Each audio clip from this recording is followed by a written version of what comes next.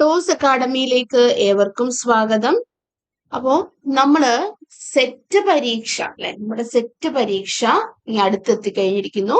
Toss academy ഇന്ന് ഈ വീഡിയോയുമായി എത്തിയിരിക്കുന്നത് രസതന്ത്രത്തിലെ മോസ്റ്റ് എക്സ്പെക്ടഡ് ക്വസ്റ്റ്യൻസ് 15 പ്രതീക്ഷിക്കാവുന്ന ചോദ്യങ്ങൾ ഡിസ്കസ് ചെയ്യാനായിട്ടാണ്.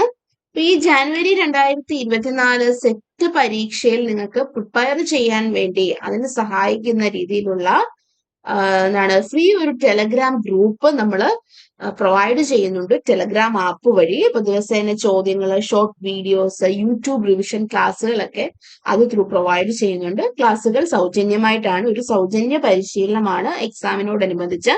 അപ്പോൾ ഗ്രൂപ്പിൽ ജോയിൻ ചെയ്യാൻ താല്പര്യമുള്ളവർ ടെലഗ്രാം ഗ്രൂപ്പ് ചുവടെ ചേർത്തിട്ടുണ്ട്, അതിൽ ജോയിൻ ചെയ്യുക.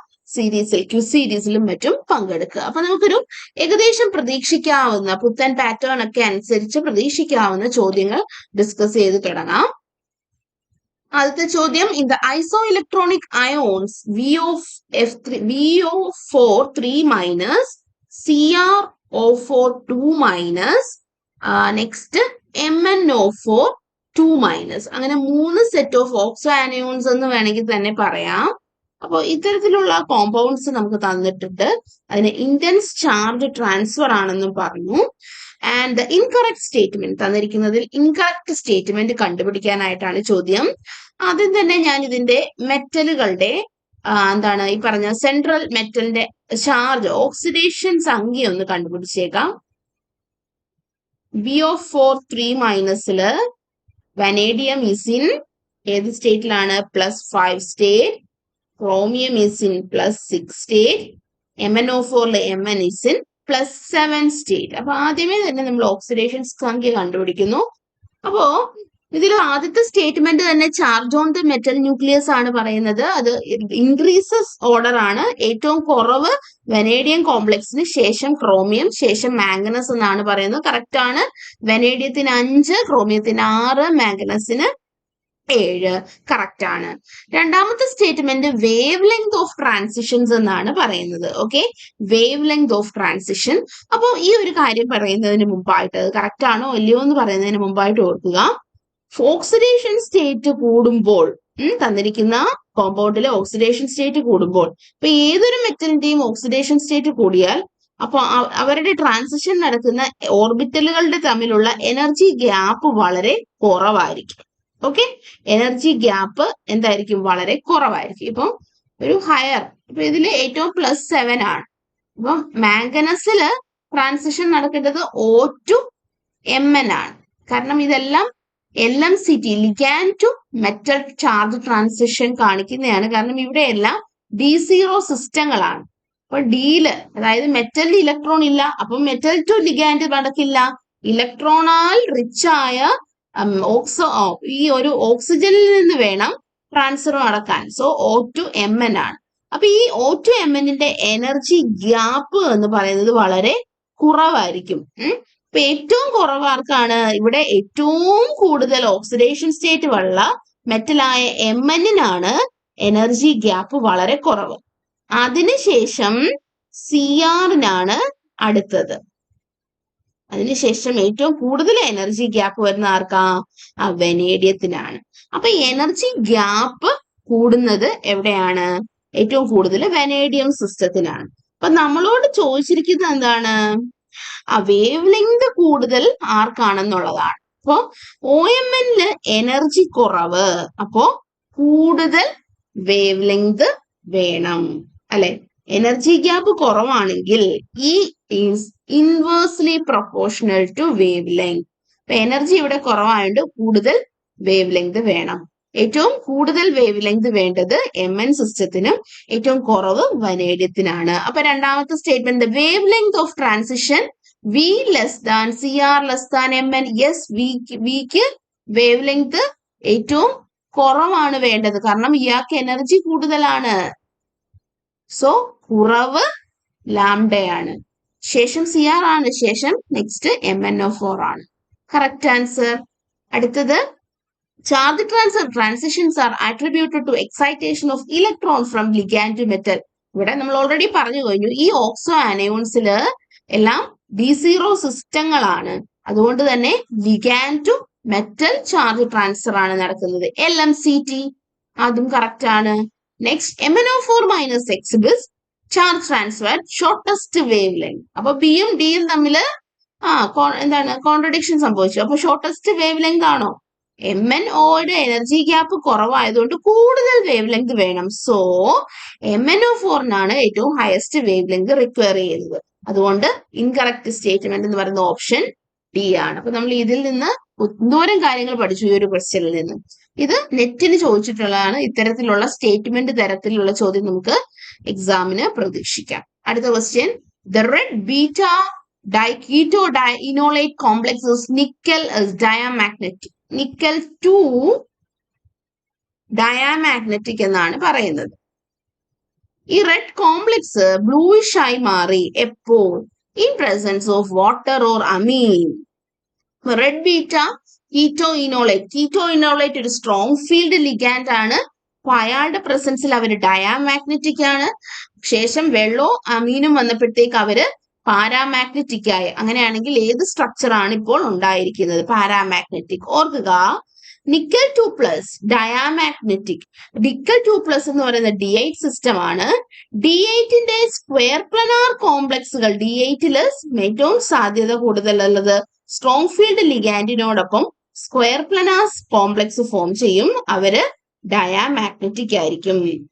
ഇനിയും ശേഷം അവരിലേക്ക് വീക്ക് ഫീൽഡ് ആയ വാട്ടറും അമീനും, D8ല് വാട്ടർ അമീൻ വന്നപ്പോഴത്തേക്ക് എഗെയിൻ അവരെന്താണ്, D8ന് കൂടുതലും സാധ്യത 4 ലിഗാൻഡുമായിട്ട് അറ്റാച്ച് ചെയ്യാനാണ്. അപ്പൊ സ്ക്വയർ പ്ലനാർ ആയതുകൊണ്ട് 4 ആണ്. അപ്പൊ വാട്ടർ അമീനും വരുമ്പോ എഗെയിൻ 4 തന്നെ. അത് ടെട്രാഹീഡ്രൽ ആണ്. ടെട്രാഹീഡ്രൽ D8 എന്ന് പറയുന്നത് പാരാമാഗ്നറ്റിക് ആണ്. ഓക്കെ, D8 സ്ക്വയർ പ്ലനാർ എപ്പോഴും ഡയായും. അപ്പം ടെട്രാഹീഡ്രൽ D8 എന്ന് പറയുമ്പോൾ ജിയിലല്ലോ, E2 1 2 5. അപ്പം D8 ആണ് 1 2 3 4 5 6 7 8. 2 അൺപെയർഡ് ഇലക്ട്രോൺ ഉണ്ട്. നേരെ മറിച്ച് സ്ക്വയർ പ്ലനാറിൽ ഇങ്ങനെ അൺപെയർഡ് ഇലക്ട്രോൺ ഒന്നുമില്ല. ഇവരുടെ ഒരു സ്പ്ലിറ്റിംഗ് പാറ്റേൺ അങ്ങനെയല്ലല്ലോ, ഇങ്ങനെ പോവുകയാണ്. സോ എല്ലാം തന്നെ പെയർഡ് ആയിരിക്കും D8 സ്ക്വയർ പ്ലനാറിൽ. അതുകൊണ്ട് അവര് ഡയാമാഗ്നറ്റിക് ആണ്. So this answer will be tetrahedral. Next, when CO group is replaced by CO ഗ്രൂപ്പിനെ PP3 ആയിട്ട് എന്ത് ചെയ്യാണ്? PP3 ആയിട്ട് നമ്മൾ റീപ്ലേസ് ചെയ്യാണ്. CO ഗ്രൂപ്പിനെ PP3 ആയിട്ട് റീപ്ലേസ് ചെയ്തപ്പോൾ എന്ത് സംഭവിച്ചു? എന്താണ് സംഭവിച്ചതെന്നുള്ളതാണ് ചോദ്യം. ഓക്കെ, അപ്പോ CO ഗ്രൂപ്പ് PP3 ആയിട്ട് നമ്മൾ റീപ്ലേസ് ചെയ്തു. CO ഗ്രൂപ്പ് CO6 റീപ്ലേസ് ചെയ്തപ്പോൾ CO5 PP3 കിട്ടി. അപ്പോൾ CO6 എന്ന് പറയുന്നത് ഒക്ടാഹീഡ്രൽ കോംപ്ലക്സ് ആണെങ്കിൽ PP3 റീപ്ലേസ് ചെയ്തപ്പോൾ അവര് സ്ക്വയർ പിരമിഡൽ കോംപ്ലക്സ് ആയിട്ട് മാറി. അപ്പോ PP3യുടെ അഡീഷൻ CrCO ബോണ്ടിനെ എന്ത് ചെയ്തു? വീക്കൻ ചെയ്തു. എന്നാൽ CrZp ബോണ്ടിനെ സ്ട്രെങ്തൻ ചെയ്തു. ശരിക്കും പറഞ്ഞാൽ ഒരു CO ലിഗാൻഡ് പോകുന്നു. ഇപ്പൊ CO എന്ന് പറയുന്നത് സ്ട്രോങ് പൈ അക്സെപ്റ്റർ ആണ്. അപ്പൊ പൈ അക്സെപ്റ്ററിന്റെ പ്രശ്നം എന്താണ്? ബാക്ക് ബോണ്ടിങ് നടക്കും. Metal to ligand electron rich ആക്കും. അപ്പൊ ഒരു CO ലിഗാൻഡിനെ അവിടെ നിന്ന് എടുത്തു കളഞ്ഞാൽ അവിടെ ഇലക്ട്രോൺ ഡെൻസിറ്റി കുറയും. അപ്പം ഇലക്ട്രോൺ ഡെൻസിറ്റി CR സെന്ററിലെ കുറയുകയും ബാക്കി CO ലിഗാൻഡിനെ ബെൻഡ് ജോമെട്രിയിലേക്ക് മാറ്റുകയും അങ്ങനെ CO ബോണ്ട് ലെങ്ത് കൂട്ടുകയും ചെയ്യുന്നു. ഓക്കെ, അപ്പോ ഓപ്ഷൻ ഏതാണെന്ന് നോക്കിക്കേ. ഓപ്ഷൻ സി ആണ് answer. CrC bond length decreases, CO bond length increases. അപ്പൊ ഒരു റീപ്ലേസ് ചെയ്തപ്പോൾ സ്ക്വയർ പിരമിഡൽ ഉണ്ടായി, CrC ബോണ്ട് ലെങ്ത് കൂടി. അപ്പം PP3 CRലേക്ക് വരുമ്പോൾ CrC ബോണ്ട് ലെങ്ത് ഡിക്രീസ് ചെയ്യും. അത് എന്തിന്റെയാണെന്ന് ചോദിച്ചാല് PP3 ലിഗാൻഡിന്റെ ട്രാൻസ് ഇൻഫ്ലുവൻസ് ആണ്. അതാണ് ആക്ച്വലി CrCO ബോണ്ടിനെ വീക്കൻ ചെയ്യുകയും CrCpനെ സ്ട്രെങ്തൻ ചെയ്യുകയും ചെയ്യുന്നത്. അതിന്റെ ഫലമായിട്ട് CO ബോണ്ട് ലെങ്ത് കൂടുകയും ഇപ്പൊ CO ലിഗാൻഡ് റിമൂവ് ചെയ്യപ്പെടുമ്പോൾ ഇലക്ട്രോൺ ഡെൻസിറ്റി കുറഞ്ഞ് അവിടെ CO ലിഗാൻഡ് ബെൻഡ് ജോമെട്രിയിലേക്ക് പോവുകയും CO ബോണ്ട് ലെങ്ത് കൂടുകയും ചെയ്യും. അപ്പോൾ ഓപ്ഷൻ സി ആണ് കറക്റ്റ് ഉത്തരം. അടുത്തത് ഇത് വളരെ ഇമ്പോർട്ടന്റ് ആണ്. ബയോ ഇനോർഗാനിക്കില് ഇങ്ങനത്തെ തരത്തിൽ ചോദിക്കാം. ഇവര് ആ ഒരു സ്ട്രക്ചർ നിങ്ങൾ പഠിക്കുമ്പോഴത്തേക്കും എങ്ങനെയാണ് ഓക്സിജന് ഇവർ ബൈൻഡ് ചെയ്യുന്നത്, ഏത് രൂപത്തിലാണെന്നുള്ളത്. ഓക്കെ, നമുക്കറിയാം മയോഗ്ലോബിൻ ഉണ്ട്. മയോഗ്ലോബിനില് പ്യുർ ഓക്സിജൻ വരണം, O2 മൈനസ് ആണ്. Okay, P3 myoglobin O2 minus ആയിട്ടാണത് അറ്റാച്ച് ചെയ്യുന്നത്. ഹീബോസൈനലിൽ നിങ്ങൾ ഓർക്കുക എപ്പോഴും പെറോക്സോ ബ്രിഡ്ജ് ആണ് ഫോം ചെയ്യുന്നത് അല്ലെ. പെറോക്സോ ഹൈഡ്രജൻ പെറോക്സൈഡ് H2O2 ആണ്. സോ പെറോക്സോ എന്ന് പറയുന്നത് O2 2 മൈനസ് ആണ്, പെറോക്സോ ബ്രിഡ്ജ്. ദെൻ ഹീമെരിത്രിനിലാവട്ടെ ഒരു HO2 മൈനസ് ആണ്, ഹൈഡ്രോക്സോ ബ്രിഡ്ജ് ആണ് ഹീമെരിത്രിൻ. സോ ഇതിന്റെ മാത്രമല്ല അതിലെ മെറ്റാലോ എൻസൈംസ് ഒക്കെ ഉണ്ടല്ലോ, അതിലെ ബോണ്ടിങ് കൂടെ ഒന്ന് പഠിക്കുക. ഓപ്ഷൻ ബി ആണ്. Next, quaternary structure of human hemoglobin is best described as. അത് ആക്ച്വലി ഹ്യൂമൻ ഹീമോഗ്ലോബിൻ എന്ന് പറയുന്നത് ടെട്രാമർ ആണ്. അതില് ആൽഫ സബ് യൂണിറ്റും ഉണ്ട്, ബീറ്റ സബ് യൂണിറ്റും ഉണ്ട്. So it is A tetramer of 2 different sub unit. Okay, അപ്പൊ ഇങ്ങനത്തെയൊക്കെയുള്ള ചോദ്യം ഇതൊന്നും നേരത്തെ ചോദിച്ച് കണ്ടിട്ടില്ല. നമ്മൾ ഇന്ന് ഇത്തവണ ഡിസ്കസ് ചെയ്തിരിക്കുന്ന ക്വസ്റ്റ്യൻ കുറച്ചുകൂടി ഡെപ്തിലേക്ക് ഇറങ്ങി വരുന്ന തരത്തിലുള്ള ചോദ്യമാണ്. അപ്പൊ അല്ലാത്ത കുറച്ച് ക്ലീഷേ ടൈപ്പ് ചോദ്യങ്ങളുണ്ട്. അതൊക്കെ നമ്മൾ പല സീസണിലായിട്ട് മോസ്റ്റ് എക്സ്പെക്ടഡ് ക്വസ്റ്റ്യൻസ് എന്ന് പറഞ്ഞ വീഡിയോയിൽ ഡിസ്കസ് ചെയ്തിട്ടുണ്ട്. ടോസ് അക്കാഡമിയുടെ ചാനലിൽ അത് അവൈലബിൾ ആണ്. അപ്പൊ അതും എല്ലാവരും കാണുക. ശേഷം ഇതുപോലെയുള്ള ഡീപ് ലെവലിലുള്ള ചോദ്യങ്ങളും കൂടി ഒന്ന് കാണുക. സോ ഓപ്ഷൻ സി ആണ് ഉത്തരം. അടുത്തത് ഇത് ചോദിക്കാറുണ്ട്, ട്രാൻസ് എഫക്റ്റിന്റെ ഒരു ആപ്ലിക്കേഷൻ ആണ്. വളരെ ഇമ്പോർട്ടന്റ് ആണ് ട്രാൻസ് എഫക്റ്റിന്റെ application. PTPH3 for 2 minus plus Cl minus 2 plus. ഓക്കെ, ഇവിടേക്ക് Cl മൈനസ് ആഡ് ചെയ്തപ്പോൾ 4 PPH3 ആണ്. നമുക്ക് ഇഷ്ടമുള്ള ഒരു PPH3 റീപ്ലേസ് ചെയ്ത് അവിടെ Cl വന്നു. ഇനി ട്രാൻസ് എഫക്റ്റ് എപ്പോഴും PPH3യുടേത് Cl-നേക്കാൾ കൂടുതലാണ്. ഇവിടെ പ്ലസ് സൈൻ വരുന്ന കാര്യം ഓർക്കുക. കാരണം ഇവിടെ PPH3 ന്യൂട്രൽ ആണ്, സോ 2 പ്ലസ്. ഇവിടെ Cl മൈനസ് വന്നു. അപ്പൊ അതിനെ നള്ളിഫൈ ചെയ്യാനായിട്ടാണ് ഇവിടെ പ്ലസ് ഇട്ടാലേ ടോട്ടൽ ഈ പ്ലാറ്റിനത്തിന് 2 പ്ലസ് നിലനിൽക്കത്തുള്ളൂ. അപ്പൊ അത് നോക്കിയാൽ മതി. ഇതിന്റെ ചാർജ് ഇപ്പോ വരുമ്പോ PT x എടുത്താൽ Cl-ന്റെ -1, PPH3യുടെ 0 ഈക്വൽ ടു +1 എടുത്താൽ x is equal to +2 എന്ന് കിട്ടും. സോ എപ്പോഴും ആ കോംപ്ലക്സിന്റെ ചാർജ് ന്യൂട്രലൈസ് അല്ല മെയിൻറ്റെയിൻ ചെയ്യുന്ന രീതിയിൽ നോക്കണം. ഓക്കെ, ഇപ്പൊ PPH3 Cl ആണ് പിന്നെ കൂടുതൽ. അപ്പൊ സ്വാഭാവികമായിട്ടും എന്ത് ചെയ്യും? PPH3 ഈ PPH3 ഓക്കെ, PPH3യുടെ ട്രാൻസ് എഫക്ട് കൂടുതൽ PPH3 ആയതുകൊണ്ട് ഈ PPH3ക്ക് ഇനി Cl-നെ ഇത് ചെയ്യാൻ പറ്റില്ല. സോ നെക്സ്റ്റ് PPH3നെ ഇതിനെ തള്ളും. എന്നിട്ട് അടുത്ത Cl ഇവിടേക്ക് കയറി വന്നിട്ട് ഒരു സിസ് ക്ലോറോ കോംപ്ലക്സ് ഉണ്ടാവും. ഈ PPH3യുടെ ഓക്സിഡേഷൻ സ്റ്റേറ്റ് കണ്ടുപിടിച്ചാൽ എന്ത് വരും? 2 Cl ആണ്. x -2 + 0 = 0. x is equal to +2. അപ്പോ ഈ കോംപ്ലക്സിന്റെ ചാർജും വളരെ ഇമ്പോർട്ടന്റ് ആണ്. ചിലപ്പോൾ നമുക്ക് പരീക്ഷയ്ക്ക് ഈ ചാർജ് മാത്രം, എല്ലാം സെയിം ആൻസർ, ചാർജ് മാത്രവും വ്യത്യാസപ്പെട്ട് തരാം. അപ്പം ചാർജ് റീറ്റെയിൻ ചെയ്യുന്ന കാര്യം ഓർക്കുക. അടുത്തത് PtCl4 2 minus plus 2 PPH3 ആണ്. അപ്പൊ ഇവിടെ എല്ലാം Cl ആണ്. സോ ഓഫ് കോഴ്സ് ആദ്യത്തതില് PPH3 ഒരെണ്ണം കയറി വരും. അപ്പൊ മൈനസ് ആയി ചാർജ്. ഇവിടെ 4 Cl-ഉം 2 മൈനസ് ആയിരുന്നപ്പോ PT ഓക്സിഡേഷൻ സ്റ്റേറ്റ് +2 കിട്ടി. ഇവിടെയോ ഇവിടെ 3 Cl-ന്റെ -3 + x + 0 = -1 ചെയ്യുമ്പോഴാണ് 2 കിട്ടുന്നത്.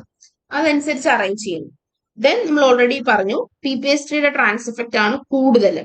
ഇവിടെ Cl PPH3 കയറി, PPH3 നെക്സ്റ്റ് Cl-നെ പുറന്തള്ളി അടുത്ത PPH3 വരും. അങ്ങനെ നമുക്കൊരു ട്രാൻസ് പ്രോഡക്റ്റ് കിട്ടും. ട്രാൻസ് എഫക്റ്റിന്റെ ആപ്ലിക്കേഷൻ വളരെ അധികം ഇമ്പോർട്ടന്റ് ആണ്. പല തരത്തിലുള്ള ചോദ്യങ്ങൾ ചോദിക്കാം. നിങ്ങൾ കൃത്യമായിട്ടും ആ ഒരു ട്രാൻസ് എഫക്റ്റ് സീരീസ് പഠിക്കുക. പിന്നെ ഞാൻ പറഞ്ഞൊരു പോയിന്റ് നിങ്ങൾ നോട്ട് ചെയ്യേണ്ടതായിട്ടുള്ളത്, ഈ ഒരു ചാർജ് ചിലപ്പോൾ കോംപ്ലക്സിന്റെ മൊത്തത്തിലുള്ള ചാർജ് നമ്മൾ അങ്ങനെ ശ്രദ്ധിക്കത്തില്ല. നമ്മൾ ഈ ട്രാൻസ് എഫക്റ്റ് സീരീസും കാര്യങ്ങളും ശ്രദ്ധിച്ചുകൊണ്ടേ അങ്ങ് പോകത്തുള്ളൂ. അപ്പൊ അതിനും ഒരു ഇമ്പോർട്ടൻസ് കൊടുക്കുക. അടുത്തത് ക്വാണ്ടം മെക്കാനിക്സിൽ നിന്നൊരു ചോദ്യമാണ്. ക്വാണ്ടം മെക്കാനിക്സിൽ നിങ്ങൾ rigid rotor, 1D box, okay, harmonic oscillator, ഇതിന്റെയൊക്കെ ആവറേജ് ലീനിയർ മൊമെന്റത്തിന്റെ ഉത്തരം, ആവറേജ് ഡിസ്പ്ലേസ്മെന്റിന്റെ ഉത്തരം, അങ്ങനെ കുറച്ച് കാര്യങ്ങളുണ്ടല്ലോ, അത് കൃത്യമായിട്ട് പഠിക്കാം. അതുപോലെ 1D ബോക്സ് 3D ബോക്സിന്റെ ഡീജനറസി പഠിക്കാം. ഇങ്ങനത്തെയൊക്കെ കുറച്ച് ടിപ്പിക്കൽ ആയിട്ടുള്ള കാര്യങ്ങൾ പഠിച്ചിട്ട് പോകണം. അപ്പോൾ 1 ഡയമെൻഷണൽ ഹാർമോണിക് ഓസിലേറ്ററിൽ എപ്പോഴും ഓർക്കുക ആവറേജ് ലീനിയർ മൊമെന്റവും ആവറേജ് ഡിസ്പ്ലേസ്മെന്റും 0 ആണ്. Average linear momentum, average linear momentum and average displacement എന്ന് പറയുന്നത് 0 ആണ്. എവിടെ? ഹാർമോണിക് ഓസിലേറ്ററിന്റെ കേസിൽ. അടുത്തത്, for a hydrogen atom which of this having lowest energy. അപ്പൊ ഹൈഡ്രജൻ ആറ്റത്തിന്റെ എനർജി എന്ന് പറയുന്നത് E is equal to -30.6 Z² അപ്പൊ ഇവിടെ നിങ്ങൾക്ക് എണ്ണുകളെല്ലാം സെയിം ആണ്. ഓക്കെ, എൻ എല്ലാം സെയിം ആണ്. എൻ എന്ന് പറയുന്നത് എന്താണ്? Principal quantum number. അപ്പൊ E is inversely proportional to n² ആണ്. 4s 4d 4p എല്ലാം എടുത്താൽ n വാല്യൂ 4 ആണ്. L മാത്രമാണ് വ്യത്യാസം. ഈ എനർജിയുടെ ഇക്വേഷനിൽ n ഒന്നുമില്ല, ആകെയുള്ളത് ഇസഡും പിന്നെ എന്നും ആണ്. സോ ഇവിടെ n എല്ലാം സിമിലർ, n = 4 ആയതുകൊണ്ട് ഇവർക്കെല്ലാം തന്നെ ഒരേ എനർജി ആയിരിക്കും. അപ്പൊ സ്ട്രക്ചർ ഓഫ് ആറ്റത്തിൽ നിന്നും ഇങ്ങനത്തെ ചോദ്യങ്ങൾക്ക് നമുക്ക് പ്രതീക്ഷിക്കാം. പിന്നെ NMR നിന്ന് സിഗ്നൽ കണ്ടുപിടിക്കാനായിട്ടുള്ള ഒരു ചോദ്യം ചോദിക്കാം. ഫസ്റ്റ് ക്വസ്റ്റ്യൻ, CH2Cl CH2Cl എന്ന് നേരിട്ടൊന്നും തരത്തില്ല. 1,2 ഡൈക്ലോറോ ഈത്തൈനിൽ എത്ര സിഗ്നൽ കിട്ടും? ഇത് രണ്ടും സെയിം എൻവയോൺമെന്റ് ആണ്, വ്യത്യാസമൊന്നുമില്ല. അതുകൊണ്ട് ഒറ്റ ടൈപ്പ് ഹൈഡ്രജനേ ഉള്ളൂ, HA type. So it will give you 1 signal. ഇവിടെ 1,1 ഡൈബ്രോമോ ഈത്തൈനില് ഇതൊരു തരം H, ഇത് അടുത്ത തരം H. So you will get 2 signal. Ethyl ബെൻസീനില് ഇതൊരു ടൈപ്പ് H, ദെൻ ഇതൊരു ടൈപ്പ് H, പിന്നെ റിങ്ങിലുള്ള H എന്ന് പറയുന്നത് എല്ലാം വേറൊരു ടൈപ്പ്. സോ മൊത്തം 3 സിഗ്നൽ. ഇവിടെ എന്ന് പറയുന്നത് ഈ ടൈപ്പ് H ഉണ്ട്, പിന്നെ ഇതാ ഇതിലെ ഒരു H ഉണ്ട്. So 2 signal. ദെൻ ഇതോക്സി അസറ്റിക് ആസിഡില് എത്ര തരം ഉണ്ടെന്ന് നോക്കിക്കേ. A, ഇത് B, ഇവിടെ CH2C, ഇത് OH, D. മൊത്തം 4 സിഗ്നൽ. അപ്പൊ NMRന്റെ സിഗ്നൽസും അതുപോലെ തന്നെ ESRന്റെ സിഗ്നൽസും കണ്ടുപിടിക്കുന്നത് ഇമ്പോർട്ടന്റ് ആണ്, ചോദിക്കും. അടുത്തത്, റിയേജന്റ് തന്നിട്ട് ക്വസ്റ്റ്യൻ തന്നിട്ട് പ്രഡിക്ട് ദ പ്രോഡക്റ്റ് എന്നും പറഞ്ഞൊരു രീതിയുണ്ട്, അതിനും സാധ്യതയുണ്ട്. Predict the product. ഓക്കെ, അപ്പോ അതും നിങ്ങൾ കൃത്യമായിട്ടൊന്ന് പഠിച്ചു വെച്ചേ പറ്റത്തുള്ളൂ. അത്യാവശ്യം ഇമ്പോർട്ടന്റ് ആയിട്ടുള്ള റിയേജന്റുകൾ കൃത്യമായിട്ടൊന്ന് അറിഞ്ഞിരിക്കുക. ഇത് സെലീനിയം ഡയോക്സൈഡ് ആണ്, ഓർക്കുക. സെലീനിയം ഡയോക്സൈഡിന്റെ പ്രധാനപ്പെട്ട ഫംഗ്ഷൻ അലിലിക് ഹൈഡ്രോക്സിലേഷൻ ആണ്. ഓക്കെ, അപ്പൊ ഓക്സിഡേഷൻ ആണ് നടക്കുന്നത്. അപ്പം ഇവിടെ ഡബിൾ ബോണ്ട് എവിടെയാ നിൽക്കുന്നത്? റിങ്ങിൽ നിൽക്കുന്നത് കൊണ്ട് ഓക്സിഡേഷൻ റിങ്ങിൽ തന്നെ നടക്കുകയും എവിടെ? മോർ ബ്രാഞ്ച്ഡ് ചെയിന്റെ ആൽഫ പൊസിഷനിൽ. ഓക്കെ, മോർ ബ്രാഞ്ച്ഡ് ചെയിന്റെ ആൽഫ പൊസിഷനായ ഇവിടെ ആയിരിക്കും നടക്കുന്നത്. ജസ്റ്റ് OH ഇട്ട് കൊടുത്താൽ മാത്രം മതിയാവും. Hydroxylation OH. ഇവിടെയും നടക്കാനുള്ള ഒരു സാധ്യതയുണ്ട്, അല്ലിലി ഗ്രൂപ്പ്. അപ്പൊ നമ്മൾ പെട്ടെന്ന് വിത്തിൻ ദ എന്താണ് ഔട്ട്സൈഡ് ദ റിങ്ങിൽ കൊടുക്കാൻ സാധ്യതയുണ്ട്. അപ്പൊ എപ്പോഴും ഓർക്കുക, ഡബിൾ ബോണ്ട് ഒരു റിങ്ങിൽ ഉണ്ടെങ്കിൽ, 2 സാധ്യത ഉണ്ടെങ്കിൽ എപ്പോഴും റിങ്ങിലായിരിക്കും ഓക്സിഡേഷൻ നടക്കുന്നത്. ഓക്കെ, അത് അതുപോലെ സെലീനിയം ഡയോക്സൈഡിനെ പോലെ തന്നെ ബാക്കി MCPBA, ജോൺസ് റിയേജന്റ്, ഇതെല്ലാം ഒന്ന് നോക്കുന്നത് നല്ലതായിരിക്കും കേട്ടോ. അടുത്തത് വീണ്ടും സെലീനിയം ഡയോക്സൈഡ് തന്നെയാണ്. ഇവിടെ മോളിക്യൂളില് എന്താണ് പറയുന്നത്? പ്രൈമറിയും സെക്കൻഡറിയും ടേർഷ്യറി ഹൈഡ്രജനും ഉണ്ട്. ഇങ്ങനെ വരുമ്പോൾ ഹൈഡ്രോക്സിലേഷൻ നടക്കുന്നതിന്റെ ഓക്സിഡേഷൻ നടക്കുന്നതിന്റെ ഓർഡർ, ഈ ഓർഡർ ഒന്ന് എടുക്കുക. CH2 greater than CH3 greater than CH double bond. ഇവിടെ ആയിരിക്കും നടക്കുന്നത് ഏറ്റവും. അപ്പം ഇപ്പൊ ഒറ്റ മോൾ ഓഫ് SiO2 ഉള്ളു. അപ്പൊ നമുക്ക് ഒരിടത്തെ ഓക്സിഡേഷൻ നടക്കത്തുള്ളൂ. അപ്പൊ തന്നിരിക്കുന്നതിനകത്ത് CH2 നടക്കാം, CH3 നടക്കാം, ഓക്കെ, CH നടക്കാം. ആ അപ്പോ ഏറ്റവും മോസ്റ്റ് പ്രിഫറബിൾ എന്ന് പറയുന്നത് CH2 ആണ്. ഓക്കെ, CH2ന്റെ അവിടെ നമ്മൾ എന്ത് ഫോം ചെയ്യും? OH ഫോം ചെയ്യേണ്ടതായിട്ട് ഉണ്ട്. ഓക്കെ, CH ഇവിടെ CH3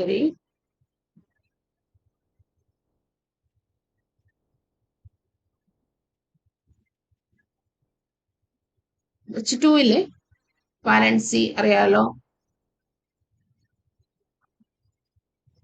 അപ്പൊ ഇങ്ങനെയൊക്കെ കണ്ടുപിടിക്കാം. പിന്നെ ഈ ഒരു ക്വസ്റ്റ്യൻ കാണുമ്പോഴേ ഓർമ്മ വരേണ്ടത് ബ്രിഡ്ജ് റിഡക്ഷൻ ആണ്. ബ്രിഡ്ജ് റിഡക്ഷൻ ആണ്. എന്താണ് Birch reduction? Sodium in liquid അമോണിയയില് നമ്മള് എന്താണ് sodium in liquid Birch reduction എന്ന് പറയുമ്പോൾ സോഡിയം ഇൻ ലിക്വിഡ് അമോണിയയില് റിഡക്ഷൻ സംഭവിക്കുന്നു. ആ റിഡക്ഷൻ സംഭവിക്കുന്ന സമയത്ത് ഓർക്കേണ്ട ഒരു കാര്യമുണ്ട് എന്ന് പറയുന്നത്, നിങ്ങളുടെ സബ്സ്റ്റിറ്റ്വന്റിനെ നോക്കുക.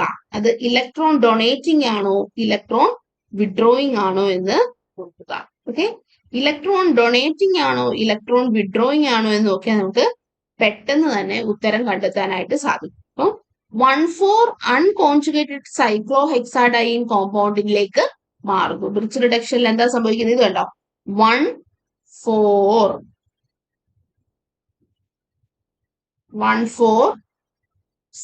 അൺകോൺജുഗേറ്റഡ് സൈക്ലോഹെക്സാഡൈനിലേക്ക് മാറുന്നു. പിന്നെ ഒരു കാര്യം, നിങ്ങൾക്ക് അരോമാറ്റിക്കിൽ നിന്ന് നോൺ അരോമാറ്റിക്കിലേക്ക് മാറും. അപ്പൊ ചിലപ്പോൾ ചോദിക്കാം, തന്നിരിക്കുന്ന റിയാക്ഷനില് അരോമാറ്റിക് ടു നോൺ അരോമാറ്റിക് ആയിട്ട് മാറ്റുന്ന ഒരു റിയാക്ഷൻ റിഡക്ഷൻ റിയാക്ഷൻ ഏതാണെന്നും ചോദിക്കാം. ഏതാണ്?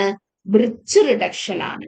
അപ്പൊ ഈ COH ഇലക്ട്രോൺ വിഡ്രോയിങ് ആണോ അല്ലെങ്കിൽ എന്താ പറയാ ഇലക്ട്രോൺ ഡൊണേറ്റിംഗ് ആണോ എന്ന് നോക്കിയിട്ട് വേണം നമുക്ക് റിസൾട്ട് എഴുതാനായിട്ട്. റീഡ്യൂസിങ് ഏജന്റ് സോഡിയം അല്ലെങ്കിൽ lithium in presence of liquid ammonia and alcohol ആയിരിക്കും. അപ്പോ ഓർക്കുക, നിങ്ങൾക്ക് നിങ്ങളുടെ കോമ്പൗണ്ട് തന്നിരിക്കുന്നത് ഇലക്ട്രോൺ വിഡ്രോയിങ് ആണ് എങ്കിൽ ആ സബ്സ്റ്റിറ്റ്യൂവന്റിന്റെ അടുത്ത് നിന്ന് മാറ്റി ഓപ്പോസിറ്റ് സൈഡിൽ ഡബിൾ ബോണ്ട് ഇടുക. COOH അല്ലേ? ഞാൻ ഇവിടെ ഡബിൾ ബോണ്ട് ഇട്ടാൽ COHന് അടുത്താവും, ഇവിടെ ഡബിൾ ബോണ്ട് ഇട്ടാലും അങ്ങനെ ആവും. സോ നെക്സ്റ്റ് ഓപ്ഷൻ ഇത് ജസ്റ്റ് ഓപ്പോസിറ്റ് ഇടുക. എപ്പോ? ഇലക്ട്രോൺ വിഡ്രോയിങ് ആണെങ്കിൽ. ഓക്കെ, ഇലക്ട്രോൺ വിഡ്രോയിങ് ആണെങ്കിൽ, ഇലക്ട്രോൺ വിഡ്രോയിങ് ആണെങ്കിലാണ് അങ്ങനെ ചെയ്യേണ്ടത്. ഇനിയും ഇലക്ട്രോൺ എന്താ പറയാ electron releasing, electron donating, methoxy പോലുള്ള ഇലക്ട്രോൺ റിലീസിങ് ഗ്രൂപ്പ് ആണ് എങ്കിൽ നിങ്ങൾ ഡബിൾ ബോണ്ട് ഇടാൻ, അതായത് ഈ മെക്കാനിസം എന്ന് പറഞ്ഞാൽ പെട്ടെന്ന് പഠിക്കാനാണ്, ആ സബ്സ്റ്റിറ്റ്യൂന്റിന് ചേർന്ന് ഡബിൾ ബോണ്ട് ഇട്ടിട്ട് അതിന്റെ ഓപ്പോസിറ്റ് അടുത്ത ഡബിൾ ബോണ്ട് കൊടുക്കുക. ഓക്കെ, അപ്പൊ ഇവിടെ COHന്റെ ഭാഗത്ത് ഡബിൾ ബോണ്ട് ഇട്ടിട്ട് ഓപ്പോസിറ്റ് കൊടുക്കരുത്. കാരണം അത് COHനോട് അടുത്തല്ല, COHന്റെ അടുത്തുനിന്ന് മാറി നിൽക്കുന്ന രീതിയിൽ ഓപ്പോസിറ്റ് ഡബിൾ ബോണ്ട് ഇടുക. സോ കൃത്യമായിട്ട് electron withdrawing group, electron releasing group ഒക്കെ അറിയാം. പിന്നുള്ളൊരു point, aromatic to non aromatic ആക്കുന്നു എന്നറിയുക. ഇത് nickel hydrogen, this is Raney nickel. Raney നിക്കലിന്റെ ഒരു പ്രത്യേകത എന്ന് പറയുന്നത്, റാണേ നിക്കലിന്റെ ഒരു ആപ്ലിക്കേഷൻ ആണ് ചോദിച്ചിരിക്കുന്നത്. ഓക്കെ, അപ്പൊ ഇങ്ങനെയൊക്കെ ഒരുപാട് ചോദ്യങ്ങൾ വരും. നിങ്ങൾ എന്താ ചെയ്യാം, അത്യാവശ്യം റിയേജന്റുകളൊക്കെ കൃത്യമായിട്ട് പഠിക്കുക. ഡീഹാലോജനേഷൻ നടത്തും. ഓക്കെ, ഡീഹാലോജനേഷൻ എന്തിന്റെ പ്രസൻസിൽ? ബേസിക് ആയിട്ടുള്ള റാണേ നിക്കല് ഡീഹാലോജനേഷൻ നടത്തും. ഇപ്പൊ ക്ലോറോ അല്ലെങ്കിൽ ഹാലോ ബെൻസോയിക് ആസിഡ് കോമ്പൗണ്ട് വരുമ്പോഴത്തേക്ക് റാണേ നിക്കലിന്റെ പ്രസൻസിൽ അത് ഡീഹാലോജനേറ്റ് ആവും.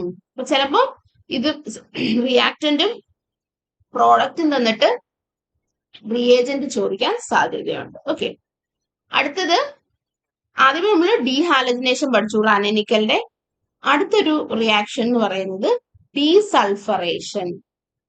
ഡീസൾഫറേഷൻ, അതായത് സൾഫറിനെ എടുത്ത് കളയും റാണേ നിക്കല്.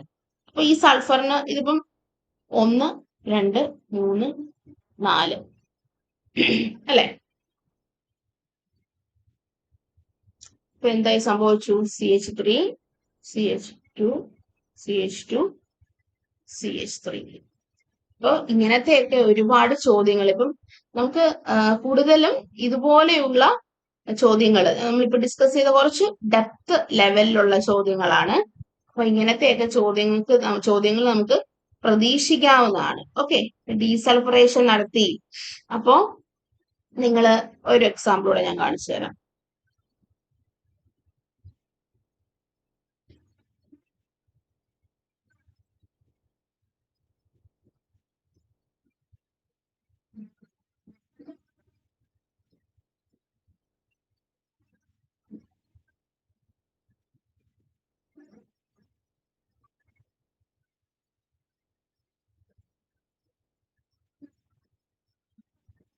കാനനിക്കൽ കൊടുക്കുമ്പം ഇത് ലീവ് ചെയ്തു പോകും.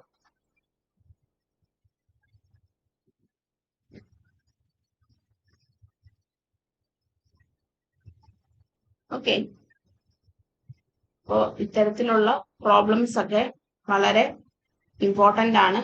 കൃത്യമായിട്ട് നല്ലൊരു റിവിഷൻ. ഓക്കെ, ഇനി നിങ്ങൾക്ക് സമയം എന്ന് പറയുന്നത് ഇത്തരത്തിലൊക്കെയുള്ള പ്രധാനപ്പെട്ട ക്വസ്റ്റ്യൻസ് ഒക്കെ കണ്ടെത്തി റിവൈസ് ചെയ്യുക എന്നുള്ളതാണ്. ഓക്കെ, അപ്പോൾ കൃത്യമായിട്ട് നല്ല രീതിയിലൊരു പഠനം എല്ലാവരും മുമ്പോട്ട് കൊണ്ടുപോകണം. ഓക്കെ ഓക്കെ, അപ്പോൾ toss academy next part of വീഡിയോയിൽ ഇതുപോലെ ഒരു റാപ്പിഡ് റിവിഷൻ ആണ് നമ്മൾ അടുത്തത് നിങ്ങൾക്ക് വേണ്ടി പ്രൊവൈഡ് ചെയ്യുന്നത്. അതുമായിട്ട് ഉടനെ എത്തുന്നതായിരിക്കും. അപ്പൊ എല്ലാവരും ഇത്തവണ തന്നെ സെറ്റ് ട്രാക്ക് ചെയ്യണം. മാക്സിമം നിങ്ങൾ ശ്രമിക്കുക, നിങ്ങളുടെ എഫേർട്ട് ഇടുക. Okay, thank you.